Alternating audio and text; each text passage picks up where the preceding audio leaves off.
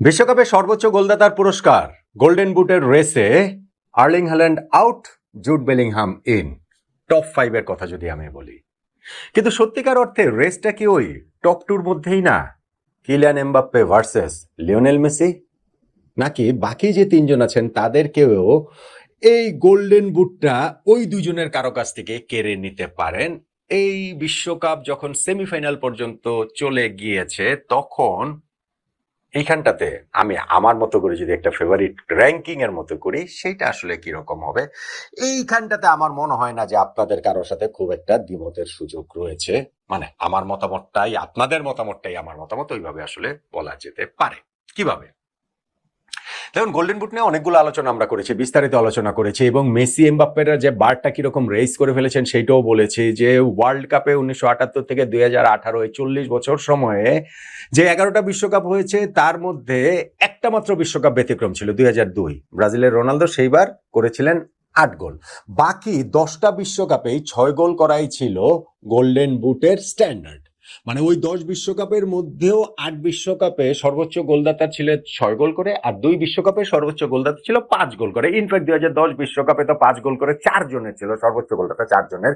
এবং সেইখান থেকে থমাস মুলার গোল্ডেন বুটটা জিতেছেন তিনি টাই ব্রেকে গিয়ে বেশি অ্যাসিস্ট থাকার কারণে। তো সেইখান থেকে বারটা রেস করেছেন গত বিশ্বকাপে 2022 সালে মেসি এবং এমবাপ্পে। এমবাপ্পে 8 গোল করে গোল্ডেন বুট পেলেন এবং মেসি সেখানটাতে 7 গোল করেছিলেন, তার ঠিক পেছনেই ছিলেন। আর এই ওয়ার্ল্ড কাপেও এখন পর্যন্তই সেই দুইজনই আসলে লিড করছেন এই রেসটা। তবে শেষ পর্যন্ত তারা থাকবেন কিনা, তাদের দুইজনের কেউ একজন জিতবে কিনা, ওইটা নিঃসন্দেহে একটা রোমাঞ্চকর ব্যাপার হবে।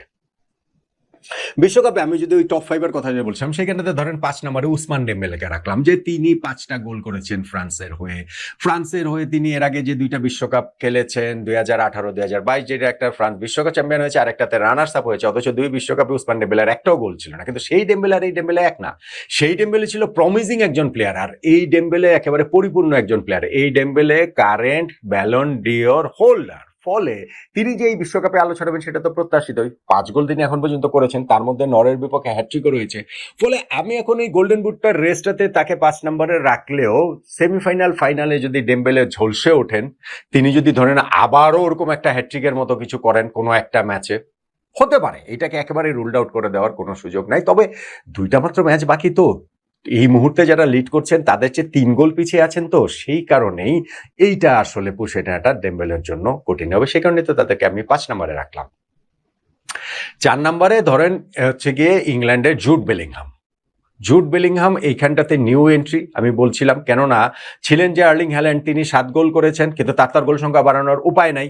তিনি নরওয়ের হয়ে ওইখানটাতে লাস্ট ম্যাচটাতে হেরে গিয়েছেন, ইংল্যান্ডের কাছে হেরে ওয়ার্ল্ড কাপ থেকে বিদায় হয়ে গিয়েছে। ফলে 7 গোলেই তিনি থেকে যাবেন, কিন্তু সেই ম্যাচটাতে ইংল্যান্ডের জয়ের যে নায়ক জুড বেলিংহাম 2টা গোল করেছেন, নাম্বার 10।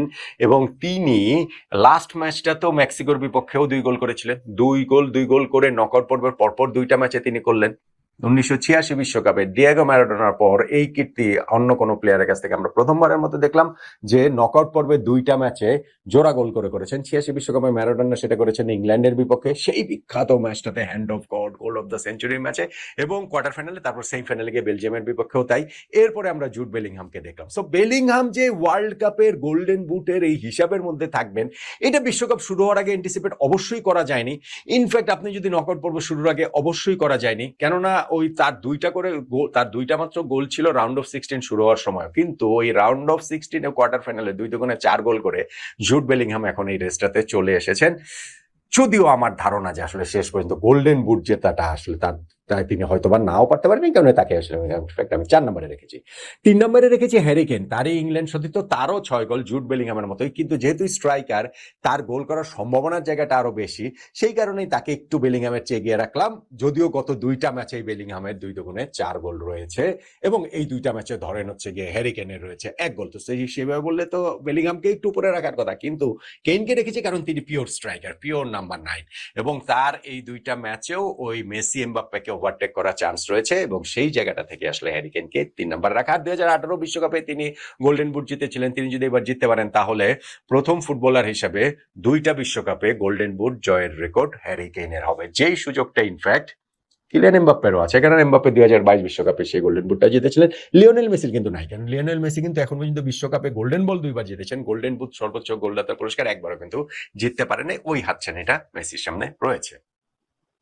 এখন এইটা গোল্ডেন বুটের হিসাব করাটা খুব সহজ, এটা তো গোল ধরে হিসাব করা হয়, সামনে প্রতিপক্ষ ধরে যে হচ্ছে গিয়ে গোল টোল যা আছে, এবং এদের যেহেতু ম্যাচ সংখ্যা এখন সবারই সমান, সেই কারণে এটা খুব ইজি। এখানে 5 নম্বরে ডেম্বেলেকে রাখাও ইজি, 4 আর 3-এ ধরেন হচ্ছে গিয়ে আপনি পজিশন এদিক ওদিক করতে পারেন, সেই পজিশন সলভ করতে পারেন বেলিংহাম বা কেইন, কিন্তু ওই 3-4-এ এই দুইজনকেই রাখতে হবে। কিন্তু 1 আর 2 এর মধ্যে লিওনেল মেসি ভার্সেস কিলিয়ান এমবাপ্পের মধ্যে এই মুহূর্তে দুইজনেরই 8 গোল। এমবাপ্পে রেসটা লিড করছেন, কেননা তার 3 অ্যাসিস্ট, মেসিরও তো 2 অ্যাসিস্ট হয়ে গেল, পরপর 2টা ম্যাচে তিনি 2টা অ্যাসিস্ট করে এখন মেসি ওই জায়গাটাতে চলে আসলেন। ফলে এই দুইজনের পার্থক্য কিন্তু খুবই কম, খুবই কম। 8 গোল 3 অ্যাসিস্ট 2 অ্যাসিস্ট, এবং 2টা করে ম্যাচ বাকি। ধরেন কিলিয়ান এমবাপ্পের ম্যাচ বাকি সেমিফাইনালে স্পেনের বিপক্ষে, সেই ম্যাচটা যদি জিততে পারে ফ্রান্স, তাহলে ফাইনালে গিয়ে খেলবে আর্জেন্টিনা বা ইংল্যান্ডের বিপক্ষে। ফ্রান্স যদি সেই ম্যাচ হেরেও যায়, তাহলে তৃতীয় স্থান নির্ধারণী খেলাটাতে গিয়ে তারা খেলবে, কারণ সেখানটাতে এমবাপ্পে খেলেন কি খেলেন না সেটা অন্য আলোচনা, ডেম্বেলের ক্ষেত্রেও সেটা বলা যায়। ফলে ওইটা একটা, কিন্তু 2টা ম্যাচ কাগজে কলমের হিসাবে রয়েছে। একই কথা লিওনেল মেসির ক্ষেত্রে, সেমিফাইনাল ম্যাচটা খেলবেন ইংল্যান্ডের বিপক্ষে, সেই ম্যাচ জিতলে ফাইনালে ফ্রান্স বা স্পেনের বিপক্ষে, সেই ম্যাচ হেরে গেলেও তৃতীয় স্থান নির্ধারণী ম্যাচে খেলার সুযোগ রয়েছে। ফলে 2টা করে ম্যাচ রয়েছে, প্রতিপক্ষ বিবেচনায় সবকিছু যদি আমি রাখি, তাহলে এই জায়গাটাতে কাউকে এগিয়ে পিছিয়ে রাখার সুযোগ আসলে ওই অর্থে নাই। লিওনেল মেসি এবং কিলিয়ান এমবাপ্পেকে একেবারেই সমানে সমান রাখতে হবে। কিন্তু আমার কাছে, আমি যেহেতু গত ওই ফেভারিট র্যাঙ্কিং বলেন বা গোল্ডেন বুটের রেস বলেন, এগুলো অনেকগুলো করেছি, অনেকগুলো জায়গা থেকেই করেছি। এইবারের বিশ্বকাপে ধরেন কিলিয়ান এমবাপ্পে, তিনি এখন পর্যন্ত যেই যতগুলো ম্যাচ খেলেছে সবগুলো দলই তো খেলেছে, গ্রুপ পর্বের 3টা ম্যাচ, নকআউট পর্বের 3টা ম্যাচ, 6টা ম্যাচের মধ্যে কিলিয়ান এমবাপ্পে কিন্তু 5টা ম্যাচেই গোল করেছেন। গোল করেন নাই শুধুমাত্র ওই নরওয়ের বিপক্ষে গ্রুপের শেষ ম্যাচটাতে। লিওনেল মেসিও 5টা ম্যাচেই গোল করেছেন। গোল করেন নাই শুধুমাত্র সর্বশেষ ম্যাচটাতে সুইজারল্যান্ডের বিপক্ষে, প্রথম 5 ম্যাচেই তিনি গোল করেছেন। ফলে এই জায়গাটাতে কাউকে খুব এগিয়ে পিছিয়ে রাখার সুযোগ নাই। কিন্তু আমার কাছে আসলে এই রেসটাতে এই মুহূর্তে কিলিয়ান এমবাপ্পে লিড করছেন, একটা মাত্র অ্যাসিস্ট বেশি হওয়ার কারণে আমি এমবাপ্পেকে এগিয়ে রাখবো। আমার কাছে এখনো মনে হয়, ওয়ার্ল্ড কাপ শুরু হওয়ার আগেও মনে হয়েছে, মাঝখানে যে গোল্ডেন বুট নিয়ে আলোচনা করছি সেখানেও মনে হয়েছে যে শেষ পর্যন্ত এই গোল্ডেন বুট জয়ের চান্স কিলিয়ান এমবাপ্পের অনেক বেশি। দেখেন, গোল্ডেন বলের হিসাবটা আলাদা। গোল্ডেন বলের ওই জায়গাটাতে ধরেন যেই দল বিশ্বকাপ জিতবে সেই দলের কোনো একটা প্লেয়ারের বা এরকম মেইন প্লেয়ারের, ধরে নেই এমবাপ্পে, ধরে নেই মেসি, ধরে নেই জুড বেলিংহাম বা হ্যারি কেইন, তাদের গোল্ডেন বল জয়ের চান্সটা অনেক বেশি, দলের সাকসেসের সঙ্গে সেটা অনেক বেশি রিলেটেড। কিন্তু গোল্ডেন বুটের হিসাবটা দলের সাকসেসের সঙ্গে রিলেটেড তো বটেই, গোল না করলে দল, গোল না করলে আর প্লেয়ার গোল করবেন কিভাবে, বিষয়টা তো ওইরকমই। বাট স্টিল ওইটা অনেক বেশি হচ্ছে অনেক ভিজিবল, ওইটা ইন্ডিভিজুয়াল জায়গাটা অনেক বেশি হচ্ছে মানে প্রবল গোল্ডেন বলের চেয়েও।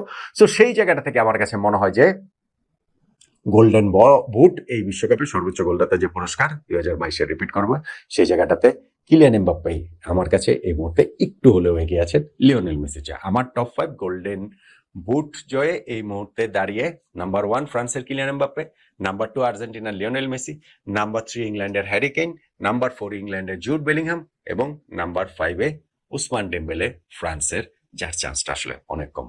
আপনার ফেভারিট র্যাঙ্কিংটাও কি গোল্ডেন বুট জয় এরকম কিনা, নাকি আপনি মনে করছেন যে না মেসি জিতবে, কিংবা ধরেন হ্যারি কেইন জিতবে, কিংবা ধরেন জুড বেলিংহাম জিতবে? জানাতে পারেন আপনার মতামতটা।